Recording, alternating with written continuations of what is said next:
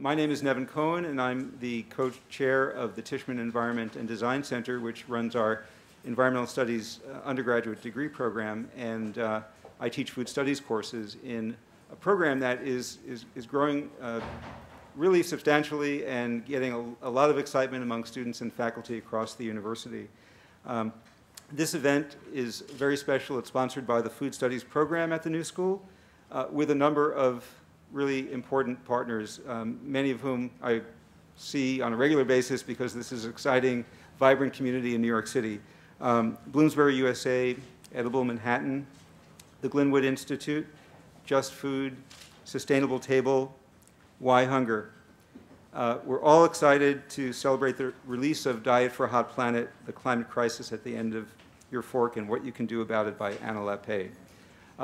I'm going to introduce a very special guest, the Manhattan Borough President, and he will introduce Anna, and we'll begin our presentations. Scott Stringer, Manhattan Borough President, is a native New Yorker. He's currently the 26th Manhattan Borough President and heading into his second term. Borough President Stringer has been an extraordinary leader in the field of food policy and has been addressing issues ranging from food access to sustainable food production in his leadership as Borough President. His office, whom many of you work with on a regular basis, has convened many important conferences on food policy and has put together a number of important policy documents, including Foodprint NYC, that aim to really transform our food production, distribution, consumption, and disposal of food in Manhattan, in the 5 boroughs, and in our broader region. So welcome, Borough President Stringer.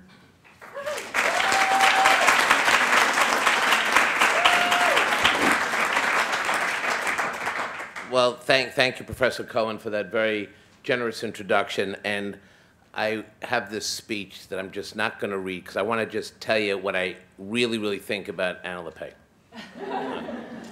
And her great mother, who really started it all. And I just want to tell you why I think she's extraordinary and why I think this book is going to be very important, not just for today, but for tomorrow. And as we started to work on green issues and healthy food issues in El Barrio and East Harlem over the last couple of years and sponsored conferences and met an amazing group of people who understood very clearly that people could actually live longer, live healthier lives if government would just wake up and be shaken up to what the possibilities are. And you learn that by going around neighborhoods, and you see people living in food deserts, and you see people sort of walking around looking for the next McDonald's, and you realize it doesn't have to be that way. But then you realize that somebody has got to tie it all together. Somebody's got to do the writing, somebody's got to do the research, somebody's got to do the call to action to get the rest of us to figure it out.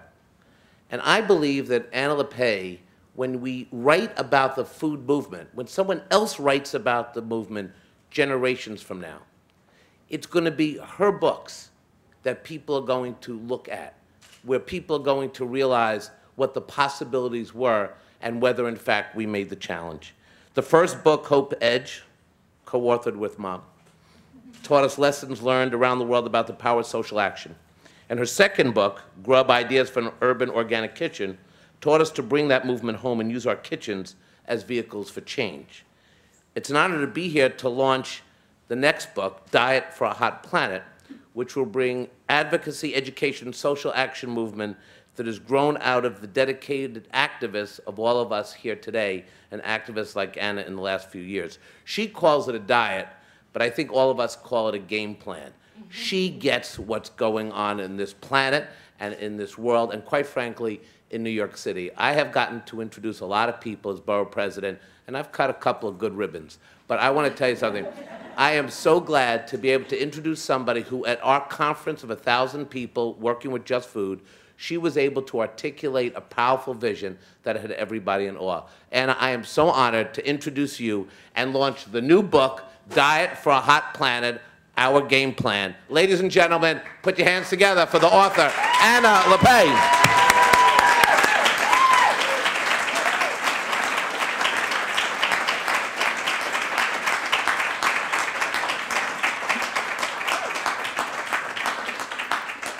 Thank you so much. Thank you so much for that introduction and for being such an incredible leader for our city.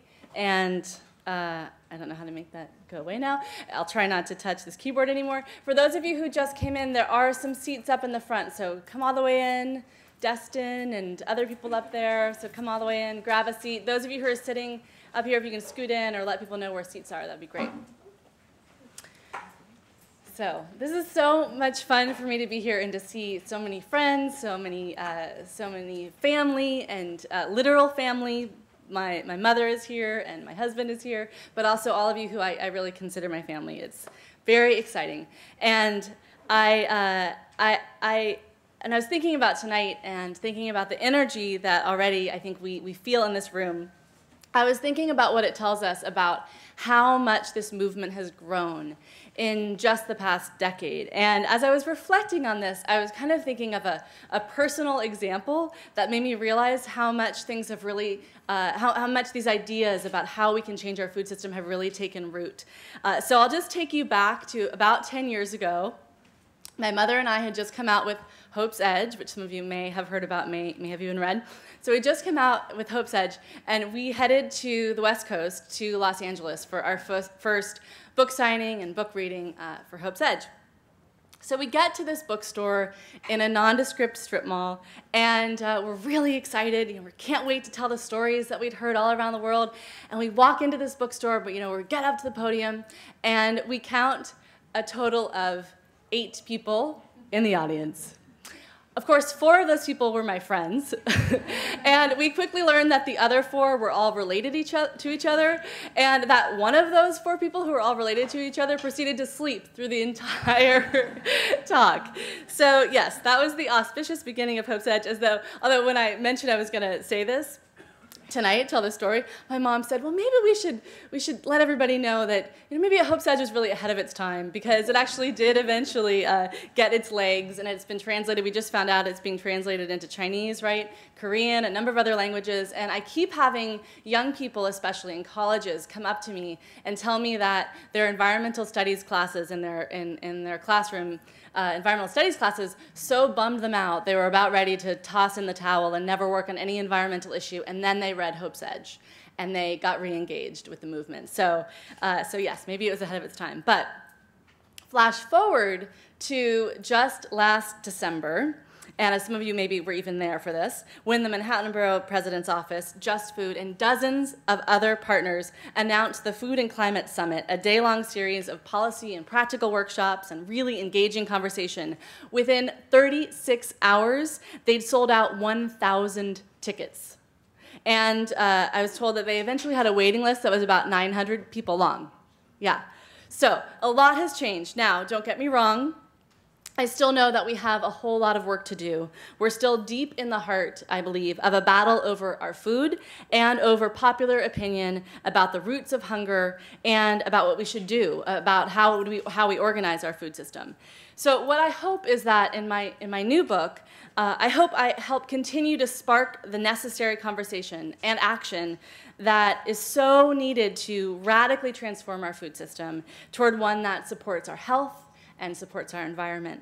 And so tonight, what I plan to do is kind of share with you a little bit about how I came to write this book, why I wrote this book, and in a way, by doing that, elucidate some of its core messages. And then I'm going to read 2 short passages from the book just to give you a taste of it, and then we'll have time for questions and time afterward for eating some food, book signing, and some wine drinking. So how I came to write this book. It all started in 2006 when the United Nations released a report some of you may have read called Livestocks Long Shadow. It was the first time that researchers really took a holistic approach to estimating greenhouse gas emissions from livestock. And the results at the time were startling.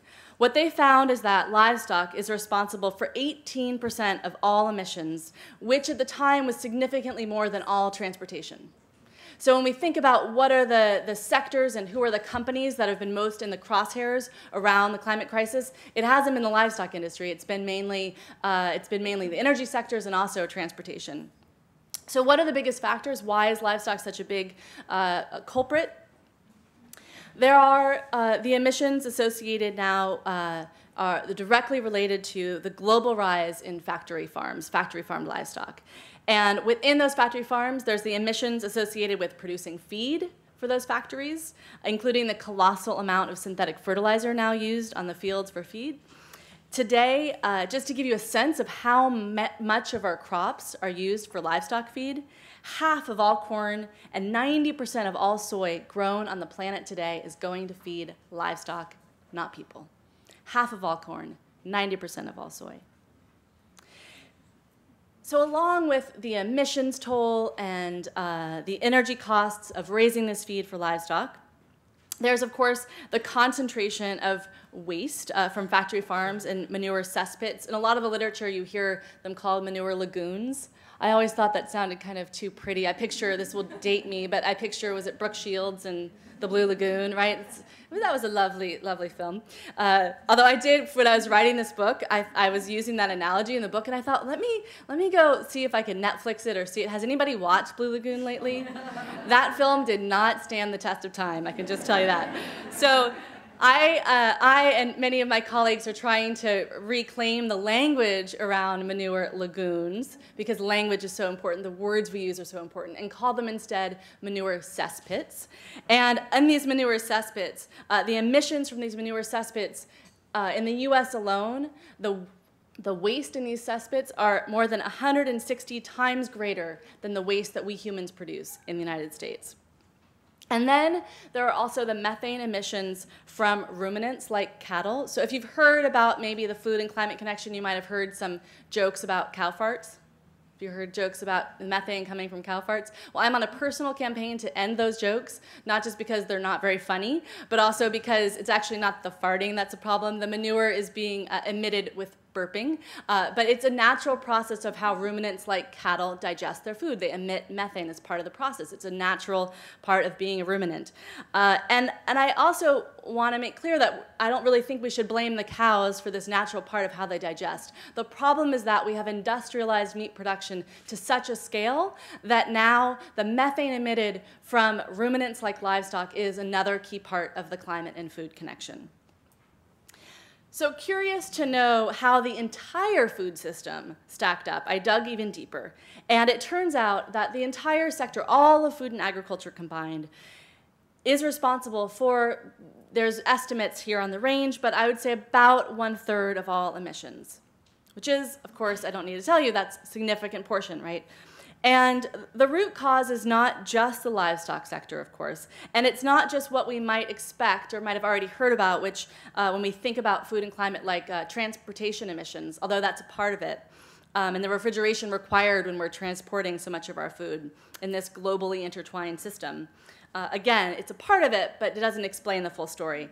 But certainly, these emissions can't be completely written off, and we can think about maybe it's not such a rational way to organize a food system when you have, just for one example, you have us engaged in some seriously irrational behavior. Like, just one example, we now raise fish off the coast of Chile for feed that then gets bought and shipped to salmon farms in the Pacific Northwest that then raise the salmon on this fish feed that's then shipped 5,400 miles to China to then get filleted and processed and frozen and shipped back 5,400 miles to get then distributed to grocery stores throughout the country, and then having to travel the hundreds, if not thousands of miles more to the grocery stores to then have this frozen fish on the shelves, which then we buy. It's a pretty irrational way to organize a food system, and it doesn't help the climate either. But the food and climate connection, it turns out, goes even deeper than that. And it's about, fundamentally, a transformation in how we've grown our food so that now we have a system that is almost entirely dependent on fossil fuels and petroleum-based chemicals for fertility, pest management, and weed control. And the food and climate connection, it also can be traced to some unlikely places, like your granola bar. Palm oil is now one of the most widely traded vegetable oils in the world. It's found in cookies and crackers and even our granola bars. The problem with palm oil, nearly 100% of it, it turns out, is being produced in Malaysia and Indonesia on former forests that have been cleared and burned, releasing tons of greenhouse gases. Just to give you a sense of the importance of these forests, in just one Indonesian province, the size of about 2% of the US arable land, so tiny relative to our country, tiny, tiny area of land, so much carbon is stored there that if those forests were completely destroyed, as they are threatened to be by the expansion of palm oil plantations, if they were destroyed, they would release so much emissions that would be the equivalent of a year's total emissions are being held in those forests that are being threatened by palm oil production. So there I was, reading these studies, reading these reports, reading about this incredible connection between food and climate, and increasingly aware that we weren't really hearing much about this in the media. The other thing I learned next, which I think is in some ways even more shocking, is the studies that were also coming out showing the incredible potential of sustainable food systems, the potential to feed ourselves and feed ourselves without being hooked on fossil fuels and petroleum-based chemicals. So we were finding these studies that were showing that organic methods on farms can actually decrease carbon dioxide emitted by as much as half, and studies that were showing that these organic farming techniques create such healthy soil that you can actually store more carbon in the soils than if you turn to these industrial practices. So side-by-side trials were showing that the organic practices were storing as much as 30% more carbon over a couple decades. Compare that to the industrial farms that were not only not storing more carbon, but losing carbon year after year after year. To give you a sense of why this is so significant, twice as much carbon is stored in our soils as is stored above ground in our vegetation like forests. So keeping that carbon in those soils is very, very important.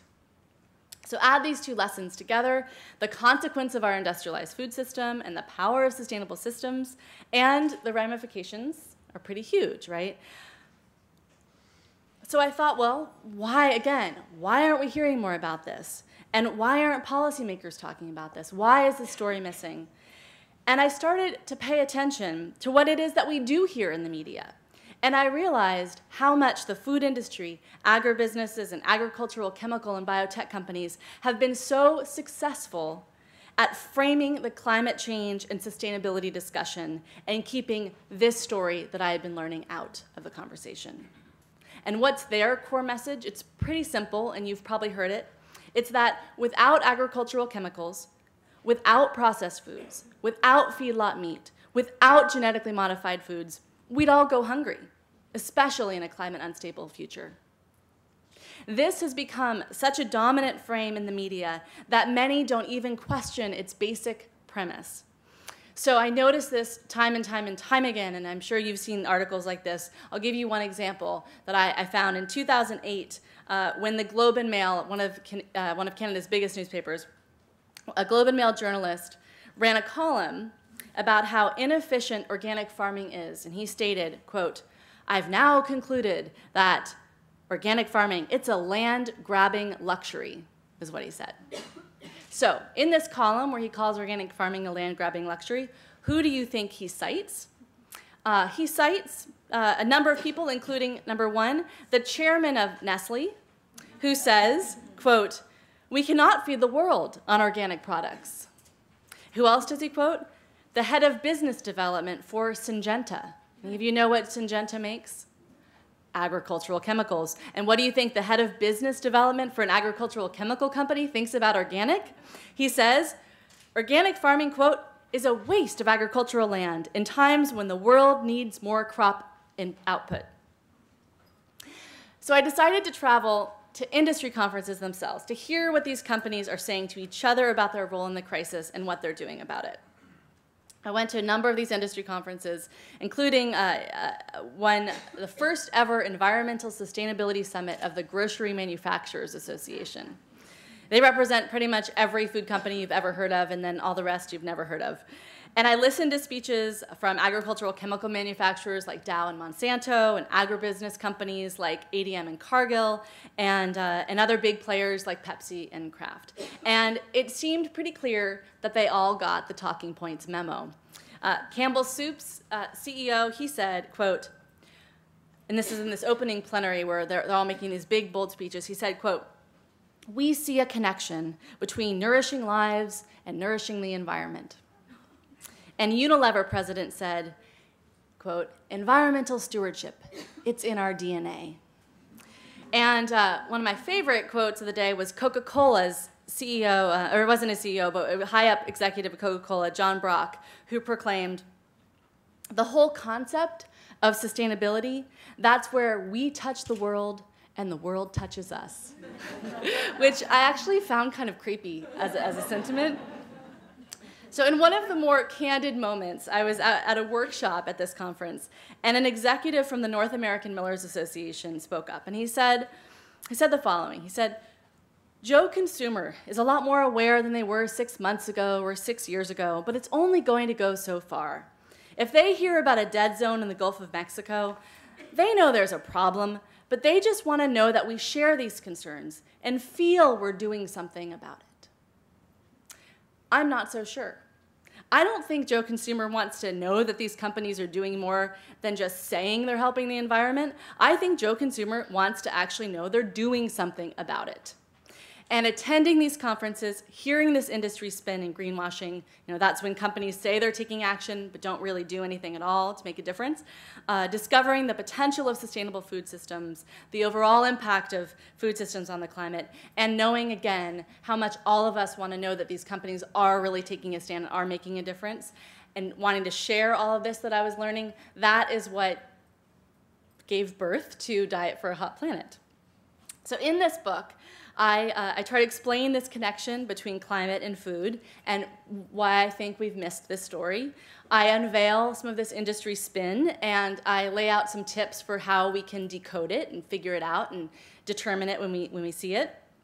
And I share the core elements of climate-friendly farming, what that looks like, what that means, and also some principles for what climate-friendly eating would look like. And I take on some of the biggest myths about industrial food, including some of the things I've already mentioned tonight, the hunger scare, but also including the myth that biotech foods are going to save us from starvation. And finally, I share and explore 4 strategies for changing corporate behavior, promoting new policies and regulations for how we can shift the market toward climate-friendly food, and what we can do as eaters and as citizens. So, it was a very small task that I set out to do for myself, and most of the book was written while I was pregnant, so it was a challenging but incredible experience, and I had a lot of really great support from a lot of friends and colleagues, many of whom are in this room. So what I want to do to close is read these 2 short passages, just to give you a little bit of a taste for what's in the book. And I should say before introducing the passages that this is the first time I'm publicly reading from the book, so it's just very exciting to actually have this actual book and flip open the pages and to see it in the flesh is very exciting. So the first passage I'm going to read, it's from this chapter where I talk about the ingredients for climate-friendly farming. And it takes place on a farm that I went to in Wisconsin, just a few hours west of Madison. And in the chapter, I try to give a very ground's-eye view to what this kind of farming looks like. And I'm standing, in the moment that you'll hear described in the book, I'm standing with the farmer, Mark Shepard, on his farm. It's called New Forest Farms because it incorporates a lot of trees, annuals and perennials, and trees and all kinds of crops on his land. And I'm standing with him on a ridge where you can look out and see all around us to the horizon the rows and rows and rows of commodity corn crops, the industrial, chemically raised commodity corn crops that his farm used to be. Just 13 years earlier, he'd taken over this farmland and completely transformed it. So this is from that chapter. It's called, the chapter is called Cool Food, 5 Ingredients of Climate-Friendly Farming. And if any of you sitting in the back, there are some seats in the front if you boldly want to walk up to the front. Okay. A quick glance across the road from New Forest, and you'll see, and when I've talked about sort of our ideas, Mark's ideas and my ideas and our dominant ideas about what progress means. So we've just sort of been talking about how we define progress. And is progress those rows of cornfields and chemical agriculture, or is progress what he's doing on his farm? A quick glance across the road from New Forest, and you'll see just that kind of progress. row upon row of commodity corn, the stuff that looks edible, but mainly gets turned into animal feed and high fructose corn syrup. It's grown with tons of synthetic fertilizer. Nationally, farms like this are part of the reason why the United States has lost half its topsoil since 1960, and why we continue to lose that precious topsoil 17 times faster than we replace it. Pointing across the road to those fields, Shepard asks, "That's progress?" He grew up learning firsthand about this so-called progress. Near his family home in Lancaster, Massachusetts, along the Nashua River, about an hour west of Boston, he and his childhood friends loved playing a guessing game. What color would the river be that day? I grew up in a toxic dump, living downstream from Dow Chemical, Foster Grant, and DuPont manufacturing operations, Shepard tells me. Along with pollutants from these factories, there were toxins from the plastics industry breathed in the next town over. I was already convinced that the toxic mess had done this thing. Agriculture was just another part of it, he said. Are rivers that run red progress? Is turning healthy soil into pale, lifeless dirt, as Shepard keeps calling it, progress? Is changing climate through the way we grow food progress? Shepard doesn't think so. And this farm grew out of his search for a place to bring to life a different vision of progress. A farm that is restorative, regenerative, resilient, that approaches farming as a knowledge-intensive practice, not a chemical-intensive one. So then I go on and I describe all the different incredible things he's doing on his farm, and I close the chapter this way. At the end of my visit, Shepard shares with me a tattered National Geographic from 1993. Sun-worn and weathered, the magazine includes a feature story about his hometown, the one with the multicolored river.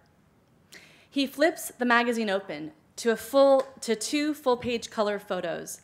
In one, a bright red river bubbles past an old brick factory.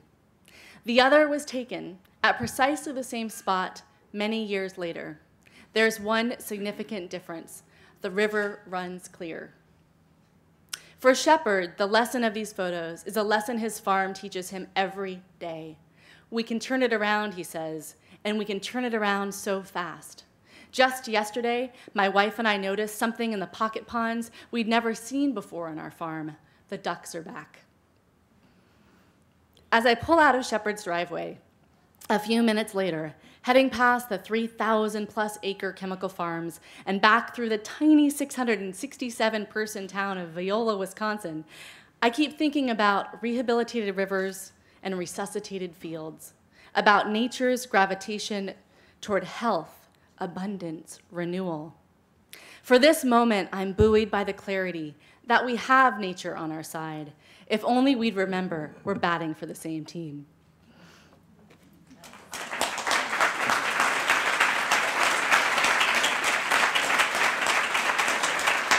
So I should say that Mark Shepard is just one of the many farmers that I met, and many of you know, some of you maybe are such a farmer, who are taking us in the direction we need to go.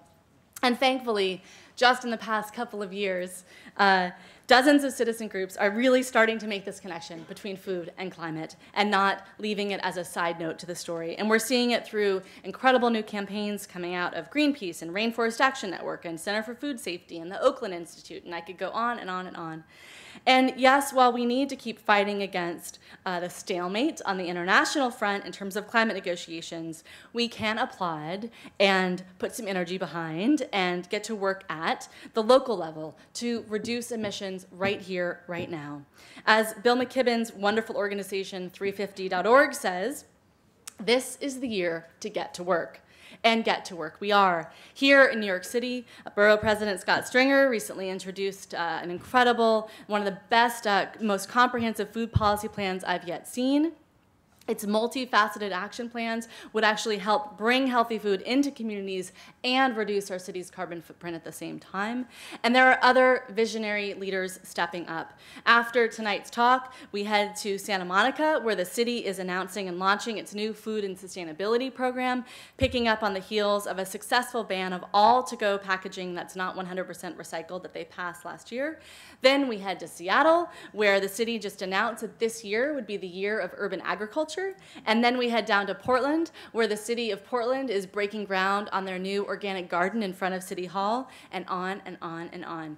And this spirit of possibility, I hope, infuses the book's pages from the first to the last.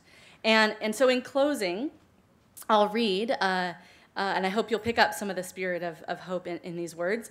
I'll read the final words from the book's introduction.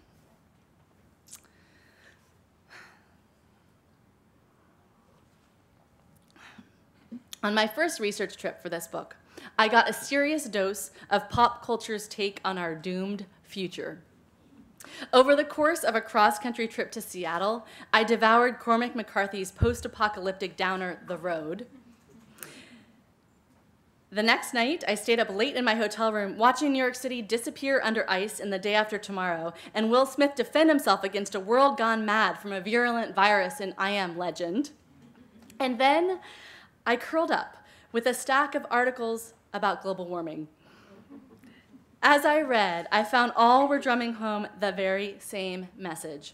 If we don't seriously reduce our greenhouse gas emissions to 80% below 1990 levels by 2050, we are in big, big trouble. All the authors were also then quick to point out that not only are we failing to come close to this fundamental task, we're emitting more, not less, carbon dioxide every year. Made me think Will Smith might not have had it so bad after all. As I sank into those documents, I found myself getting, frankly, depressed, even getting close to numb. That is, until I turned back to this project and to food. There is real power in our forks, I've discovered. There is hope here. We feel it once we see ourselves connected to people creating food systems that are nourishing for us and the earth. And we feel this connection in one of the most simple acts we perform every day, eating. No, we need not feel paralyzed by the scale of this unprecedented global challenge. Indeed, by turning our sights to food, we may just find the integrating lens and grounding source for bringing to life the real solutions that are already before us.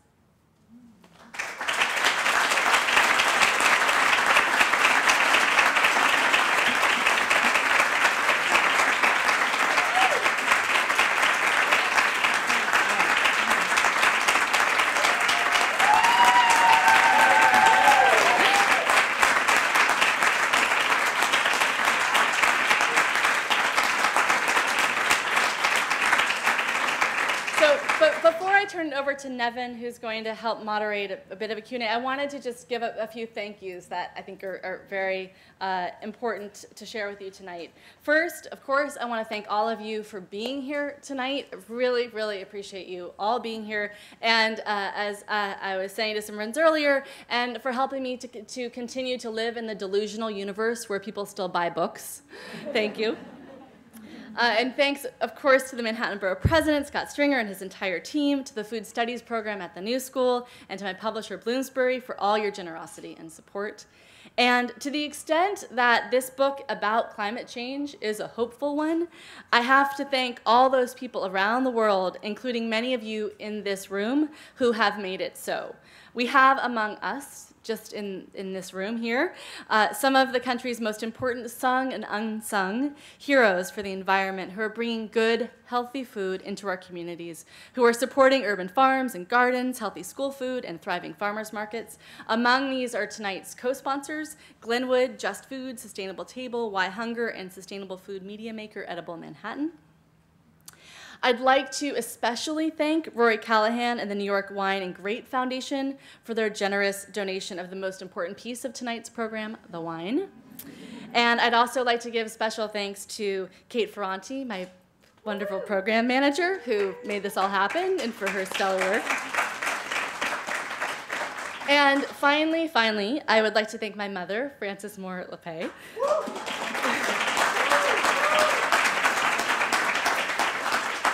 Now, of course, without her, I literally would not be here.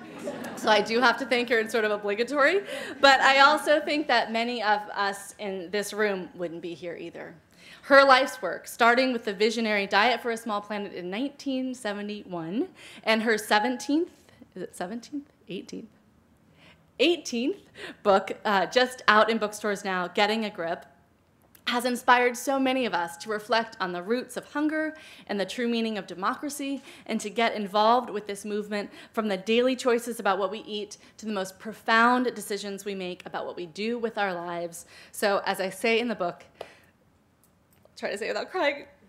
As I say in the book, this one's for you, Mom. Thank you.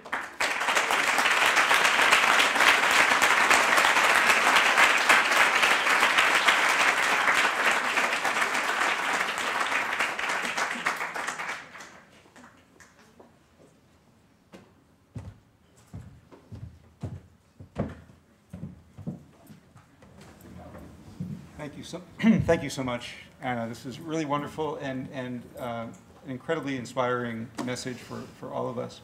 I'm not used to playing the talk show host, but I do want to ask a couple of questions, and then we'll turn it open to you, and we'll have a little dialogue, and then we'll have an opportunity to purchase the book and say hello to Anna in person. So thank you. I'd like to begin with a statistic that's really staggering in your book. You say that global consumption of meat will have more than doubled from 229 million tons in the early 2000s to 465 million tons by 2050. And most of that will come from China and other developing countries. So you talked about the cow being the Hummer in the food pantry. How do we break the addiction to meat? Yeah. And I think, should we use these? Sure. Yes. So everybody heard the question? Yeah. So the question is kind of how do we get out of this path that we're on, which, as you mentioned, and I didn't mention in my talk, that all the things that I described, all the impacts of the livestock sector that I described, the trend lines are showing that we can more than double production by 2050. So take everything I've described and then double that, right? So how do we respond to that? And one of the points that I make in the book, and I hope I make it clearly because I really believe strongly in this, is that I think we really, one of the responses that I get when people hear that statistic is they say, oh, well, people are just demanding this. They're just demanding more meat and dairy, and as they get wealthier, they just want this kind of food, and who are we to say, people should eat one way or another? And what I talk about in the book, I have a chapter called The Shape of Things to Come. And I talk about this direction we're moving, and I talk about how to break down what are the forces that are actually actively pushing us in this direction, that the food system isn't responding to market demand. It never has. There isn't this idea that we have this magic of the market, this free market system. It's completely constructed idea, and the market for food is completely constructed. We go back to Diet for a Small Planet. You had the chapter in Diet for a Small Planet called "Who Asked for Fruit Loops?"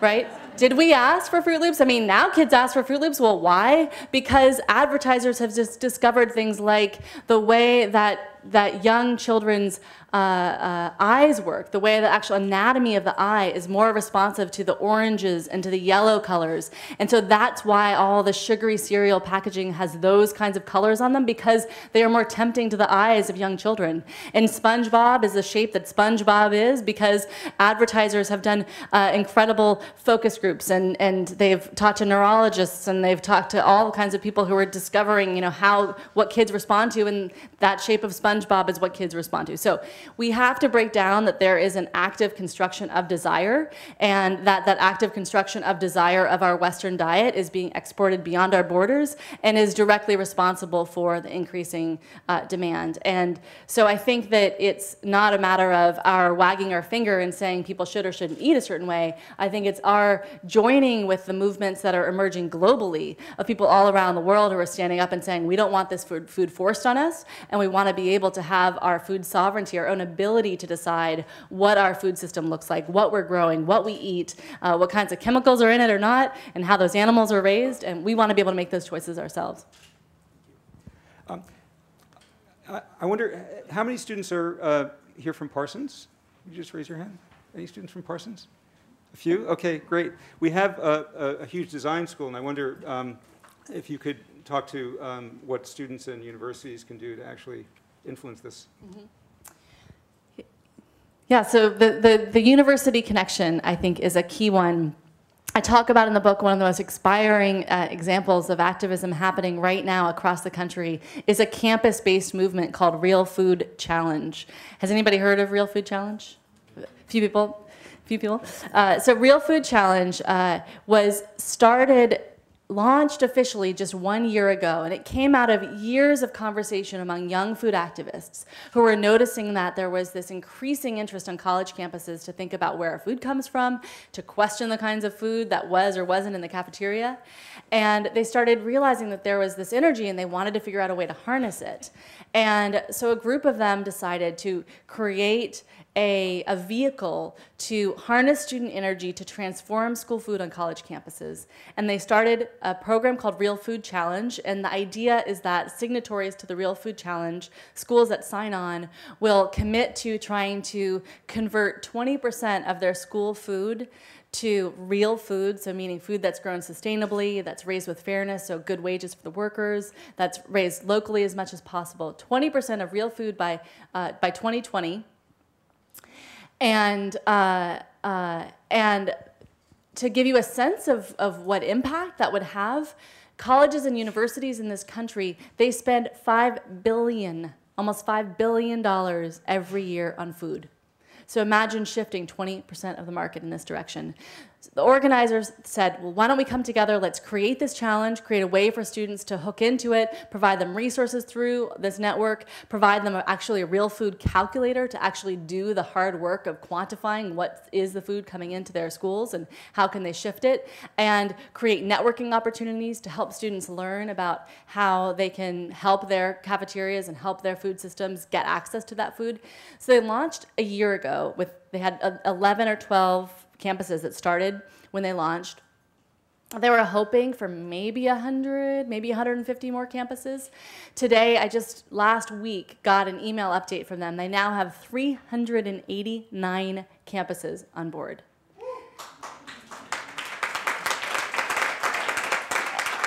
And so to me, the energy behind Real Food Challenge, the way that these students get it, as one of the organizers put it to me, he said, you know, what we're talking about is really huge. We're talking about shaking up the system, and students really like that. But the energy behind Real Food Challenge, to me, I think is a sign of more broadly what's happening nationally, but also a sign of, and really a tool for college students to get involved. Great, and the other connection is I have about a dozen students who are now working with public schools to create community gardens, school gardens rather. And in New York City, the city Department of Education serves about 860,000 meals a day. That's also a potential avenue for change. That's absolutely right. And one of the messages that I try to infuse in the book is to encourage us then to think about policies that our government has a direct hand in. So things like the Child and Nutrition Act or the Farm Bill or these food policies to see them as what they are, which are complex policies that affect multiple aspects of our lives. So these policies are about improving the health of our communities. They're also about stimulating our economies, so our rural economies, our farmers living in rural communities, and they're also climate policies. You know, to get people to really see that when we talk about food policy, that it is that complex, and it does tap into so many different aspects of our lives. Thank you. Well, actually, I'd like to open up the questions to the floor. So we have a microphone down in front. Do we have a portable microphone and someone running around with a microphone? Maybe somebody can bring that mic. Yeah. Okay, great. Thank you. So the gentleman in the blue shirt. Michael Knopf, born and raised New Yorker. So I have I don't need that. My question is... We're recording, so if you wouldn't mind. Oh, sure. My question is how can we kick this conversation out of the new school in the West Village of Manhattan into Main Street and make these dialogues part of the everyday lexicon of Americans. And I'll tell you what we're doing to make this happen. I have a company where we're launching with 2 New York City-based grocery chains in late summer, where we track food data for consumers. So when they shop at a supermarket, we link to their rewards card, upload all their data into our site, give them feedback on the carbon footprint of the food they're buying, the nutrition profile of their food they're buying, and this is going to bring information to the fingertips of every American, right, when it spreads across the country. I think that's the biggest challenge we have, is to take this, you're preaching to the choir in the new school, and the people reading your book are the people who already understand.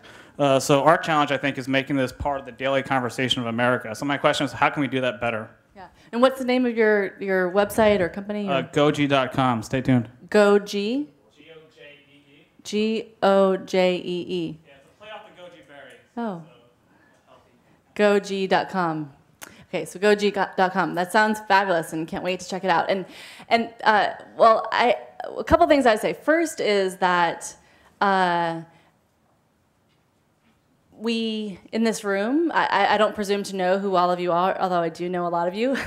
And yes, this may be the choir, but I like to say a couple things about that. First of all, I absolutely feel like one of our roles is to help the choir realize the choir exists, and that a lot of us don't even know that we are all out there and who we are and how we can connect to each other. So I think that the more we can bring the choir together, that is in and of itself, I think, important. Secondly, I believe that this choir needs to learn how to sing together.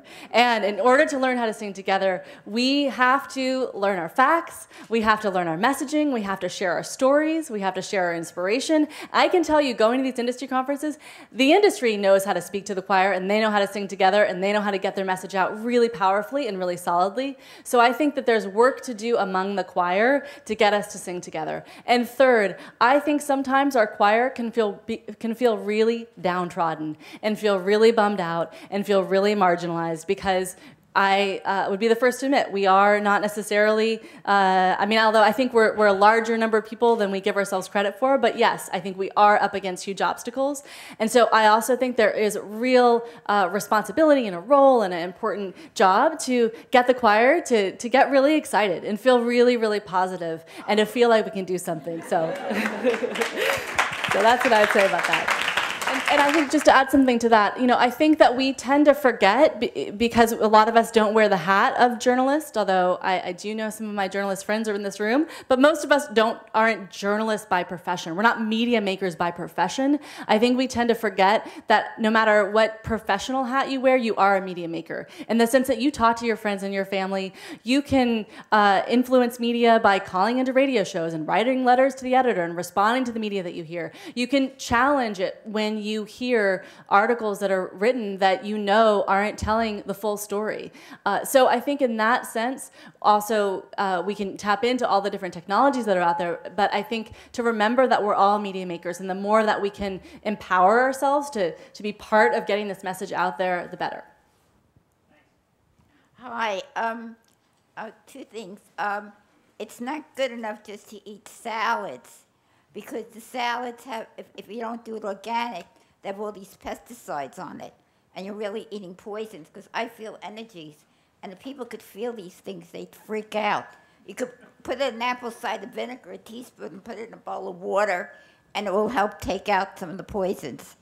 Also, I think this could really freak people out. I mean, if I was giving a lecture like you're doing, I don't know if you put this in your book, but I read this article in the newspaper, and I hear about this all the time. When you eat meat, do you know what you're eating, people?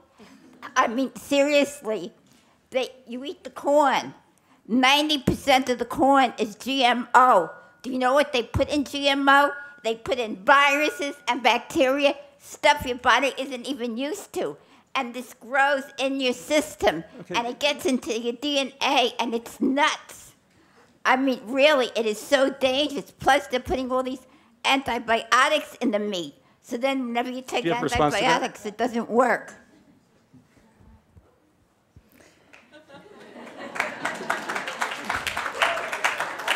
Well, as she said, I think if most Americans knew what they were eating, I think they would be a lot more freaked out about what they're eating. You know, I think about when these polls that you've seen about when people poll Americans, they ask them, how many of you think you've ever eaten a GMO before? How many of you how many of you think you've ever eaten a genetically modified organism, a food that's got that in it? You ask people point blank in this country if they think they've ever eaten GMOs, the majority of people think they never have. When we know that more than 90% of our soy, I think it's more than 80% of corn, a huge proportion of canola and cotton are genetically modified. And as the woman just said, most of that is going to feed animals in factory farms. So you might not be eating it directly, but you are getting it in your system, and this is the crops that are growing on our land. So I think that, and I talk about GMOs in the book as it relates to climate change, but I think this is one of the untold stories in this country. There wasn't open public debate about whether we put GMOs into our food system to the extent that they are there now. Any other questions? Hi there. I'm a local in the West Village also myself, so I guess my question relates to how to bring this to a larger audience, or the corporate audience even. We live in a very capitalist country, so most of our decisions are determined by money. So a lot of these corporations are making these choices based on an economic system that they've developed that they make money out of. You gave the example of the fish in Peru going all around. Well, that system must work because somebody's making money at it. So how do we, I don't know if you address this in the book or you can address it tonight, how do we change the system around so the corporate environment can still make their money, but in a way that's more healthy instead of Fruit Loops? Yeah, that's a great question, and I could trap you all in here for the next 3 months, and we could break that question down and think about how we'd answer it. But I'll just say two things, so you won't be trapped in here for months. First, I would say that one of the things that we can get involved in right now are the conversations that are happening, spearheaded by the Obama administration, about antitrust legislation. That they're actually looking at, are there antitrust violations in the food system? And specifically, companies like Monsanto, is that an antitrust violation, the extent to which Monsanto controls so much of the market for genetically modified foods? So right here, right now, getting involved with those conversations, finding out when those listening sessions are happening, finding out how we can get involved as a movement in terms of speaking up and talking about the danger that we see when you concentrate power in the food system into the hands of just a few companies. And it's happening not just in genetically modified foods, but you see it in so many aspects of the food system, whether it's meat packers or agribusiness companies. There's incredible concentration of power there. So that's one way to answer your question. And the second thing I would say is I think that we here in this country could stand to learn a lot by looking outside our borders to how other people in other countries are figuring this out and figuring it out a lot better than we are. And so in this book, I have some examples of some ways in which other countries, other communities are thinking about how to look at how we think about the market for food differently, so that decisions about what food is grown, how that food is grown, what food is available to us isn't just determined by companies that have to worry about the next quarterly return. And a lot of these examples are in here, and then in my mother's Hope's Edge, we talk a lot about these examples too. And just to give you one little taste of it, when my mother and I wrote Hope's Edge, one of the most inspiring places that we went to was a city in Brazil, the 4th largest city in Brazil, so we're not talking about some tiny town, the 4th largest city in Brazil, Belo Horizonte. Now, this city, as you could imagine, had the similar levels of hunger and poverty that you saw in other Brazilian cities, and faced many of the similar social problems that other cities faced. But what this city had done in the early 1990s is they saw the rampant hunger in the city. They saw the issues that we have here in our cities around lack of access to healthy food. They saw the way that kids were being bombarded by messages from our fast food companies about what they should eat.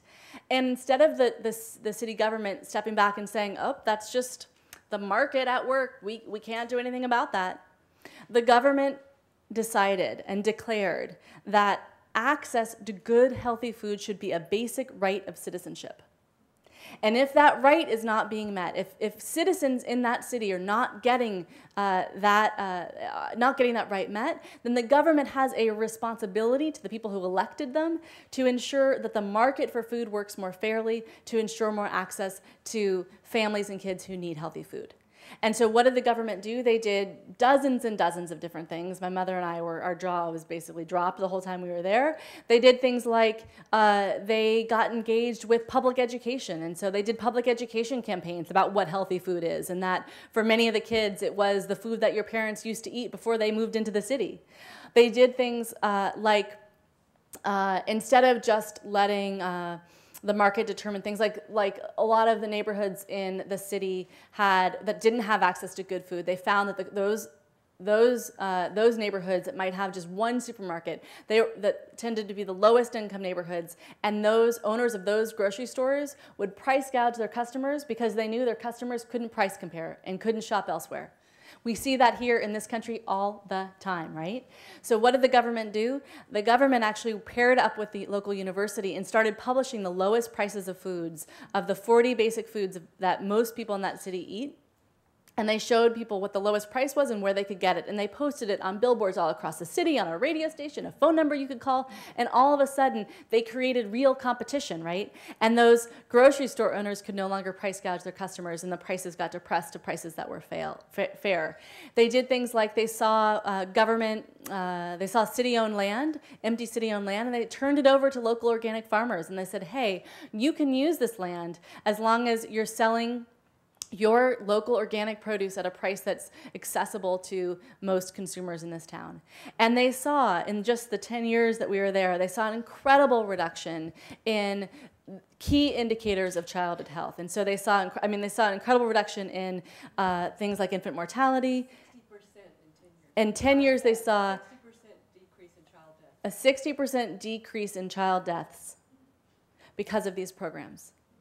This wasn't the city spending more money on food-related programs. It was spending their money smarter. And it was intervening in a way that allowed people in Belo Horizonte to make choices for themselves about what they wanted to have access to and the food they wanted to eat. And since we were there, we've stayed in touch with Belo Horizonte and with that program. We have stayed in touch with one of the leaders of that initiative, and she continues to send us stories about how their programs have spread beyond Belo Horizonte to cities all across Brazil. And I just got an email last week from friends of ours who are organizing a delegation of Americans who are going down to Belo Horizonte to learn from what they're doing on the ground. And I would add that I also think we can applaud what's happening here in our own city with our own Department of Health that's really brought in a lot of these kinds of programs into our city. So things like the new Green Carts program. In fact, one of my friends who's here is about to be the new program outreach coordinator for the Green Carts program is right here in this room. So a Green Carts program that's going to help bring nutritious fruits and vegetables into communities that currently don't have access to it. All these kinds of things. Education about the delicious New York City tap water, the I Heart New York City tap water campaign. It's campaigns like that are happening here in this city that are really similar to what we saw in Belo, and that to me are examples of what the government can do and how we can really intervene in the system in a way that improves access to healthy food for all of us. Thank you. I think we have time for maybe one more question on this side.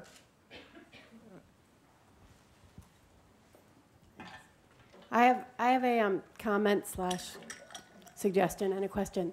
So my comment is just a place, in terms of getting to the everyman, I always feel like the most depressing food place that I ever go to is the rest stop on the highway.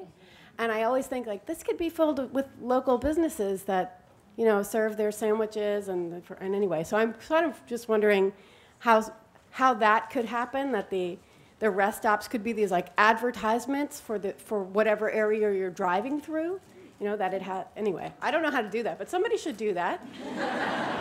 And now my completely, totally lame question, sorry about how lame it is you were talking about what we can do, and sort of you can go to the listening thing and read the policy. And so for people who say have a little baby at home and are working and broke, what is the one thing, what is the one note you can sing to be in the choir that's not shopping at the Park Slope Food Co-op, which I'm already doing.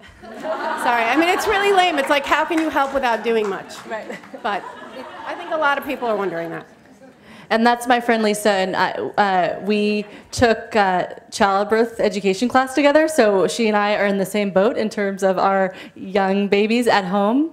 And, well, to answer your, in some ways, to stall the answer to your tougher question, but to respond a little bit to your first point you were making, I mean, how amazing would it be, right, to stop at these rest stops and to see them celebrating all this local food as opposed to these that all look the same, and you never know where are you on the highway, because I think it all looks the same.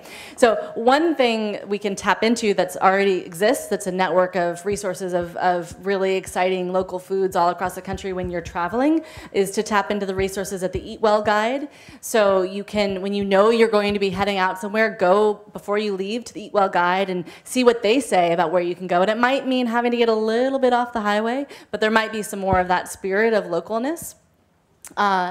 And so that's just one suggestion that I would give. And then I would also say that, yeah, until there's massive overhaul and radical transformation of our food system, there will still be a lot of rest stops that have really undesirable food at them. In terms of the second question about kind of what's the note that the choir can sing, I mean, it's a really good question, and I feel like I never want to answer it with just one note, you know, because I feel in a way that depending on where we each are in our lives, whether we have that 8-month daughter who's home hopefully sleeping quietly right now, or whether we're a student at a university, or whether we're a yoga teacher, or whether we are the green carts coordinator, that one thing, it might not be the same thing. And so I think it's really about looking at your own resources, at your own, what's your power, who are you reaching, and thinking about how can you tap into that most effectively. And also I think it's tapping into what makes you either most excited or most angry, and tapping into that energy and taking that and doing something with it. And I guess the one note that I think I'd like to leave everybody with before we break here, I mean, I think the one note I would just say is that I can tell you from the organic farmers I've met who have told me I would not be here but for the millions of Americans who are buying organic food. I can tell you from the farm worker who has told us that, you know, I would not be here and be getting the wages that I'm getting were it not for the college students who fought for better wages for farm workers. And I could go on down the line about people whose actual lives have been affected by whatever it is, whatever our one note is that we're taking action on. So that's sort of the song I hope we can all leave here singing. Yeah. Thank you. And